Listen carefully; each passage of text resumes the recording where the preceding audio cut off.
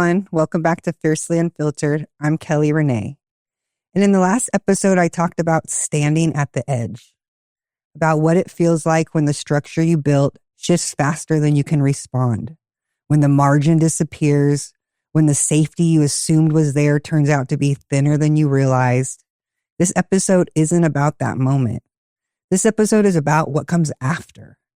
It's about waking up the next day when nothing is resolved yet, when there's no clear answers, no dramatic turning point, just another morning where you still have to function.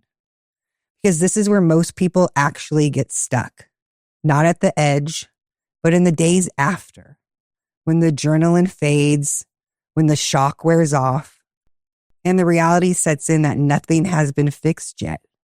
For me, the question right now isn't, how do I feel better? It's, how do I stay functional while I don't know what's coming next? That's a different skill entirely. Most of life isn't lived in certainty. It's lived in the middle, in the waiting, in the in-between space where clarity hasn't arrived yet, but decisions still exist. So the real work becomes managing yourself, not the situation, not the outcome, yourself. This is where I stopped relying on motivation. Motivation is unreliable. It disappears the moment fear gets loud. What actually carries me is regulation, structure, routine, anchors. I don't wake up every day confident that everything will work out.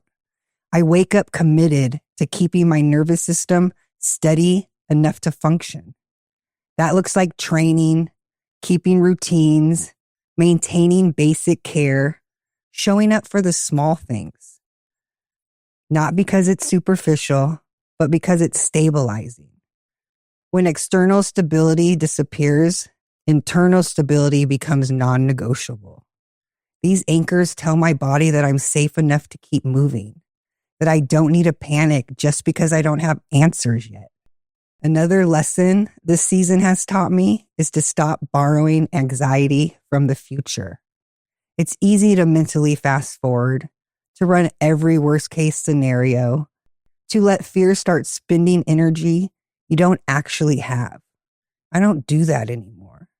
Not because those thoughts don't show up, they do, but because I don't let them make decisions for me. I've learned how to notice fear without obeying it. And I want to be honest about what that actually sounds like in my head, because this isn't theoretical for me. I'm living in real uncertainty. I don't have a predictable paycheck. I don't always know how next month gets covered. And some mornings, the first thought that hits me isn't motivation. It's math, it's bills, it's timelines. It's that quiet question of, am I really okay right now? And what's interesting is I lived inside pressure before. When I was running a company, the stress looked different.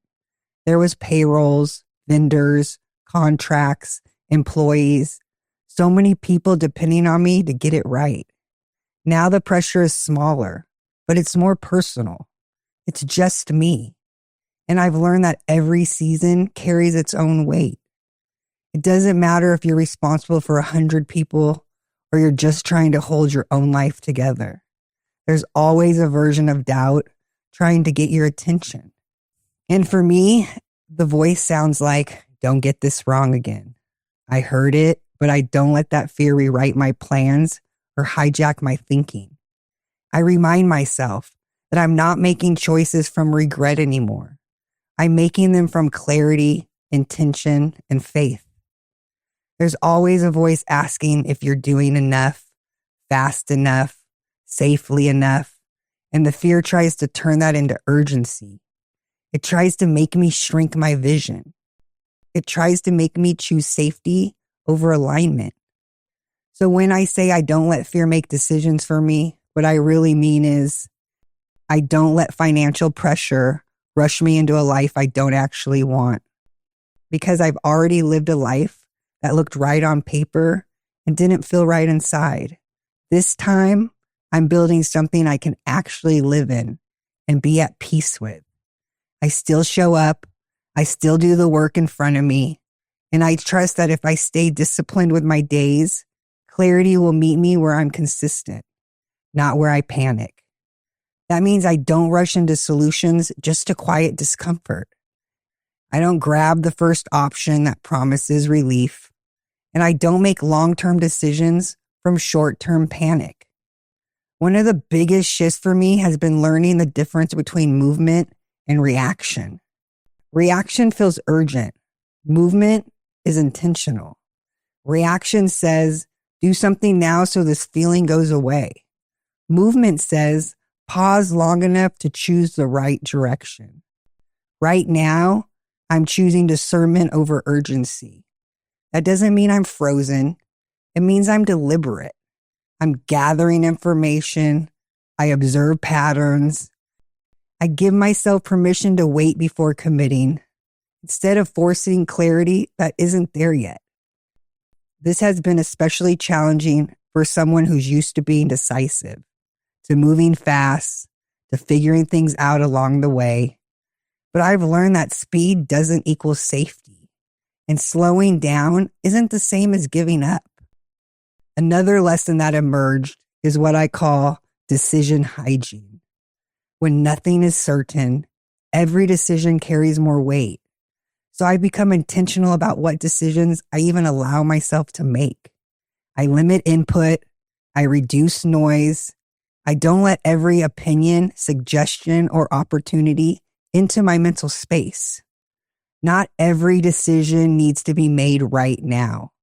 And not every opinion deserves consideration.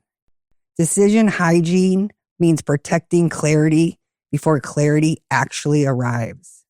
This season has also forced me to sit with something uncomfortable. Identity without momentum. I'm used to building, fixing, producing. And when all of that slows down, it can feel like losing yourself. But I'm learning that who I am doesn't disappear just because I'm not in motion.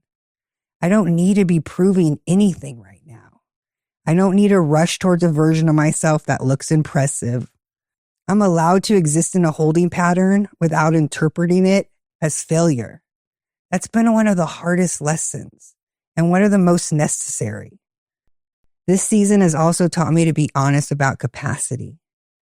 There are things I simply don't have bandwidth for right now. Conversations I don't engage in, expectations I don't carry. I don't explain everything to everyone anymore. I don't justify my pace, and I don't invite opinions from people who aren't living inside the reality with me. That's not isolation, that's containment. Progress doesn't always look like expansion. Sometimes it looks like maintenance. Sometimes it looks like not making things worse. That's still progress. I don't need everything to be solved to move forward. I just need to stay upright. I don't know how everything resolves yet, and I'm not pretending otherwise. What I do know is this: I don't stop showing up, I don't spiral, and I don't let doubt decide my direction. I focus on what's in front of me, I take the next responsible step, and I trust that clarity comes after steadiness, not before. This episode isn't about certainty, it's about continuity. Learning how to live inside the unknown without letting it dismantle you, one deliberate choice at a time. Another quiet boundary I've been holding lately has to do with whose voices I listen to. I heard a quote recently that stayed with me. I don't take criticism from people whose lives I don't want to live. And what I realized is this: there isn't anyone's life I want to copy. I'm not trying to recreate someone else's version of happiness. I'm trying to move towards something that feels peaceful for me, even if I can't fully define it yet. So I'm becoming more selective. I don't absorb opinions that don't inspire me. I don't let outside noise shape decisions I'm still forming. This isn't about knowing exactly where I'm going. It's about protecting the space while I'm becoming. Until next time.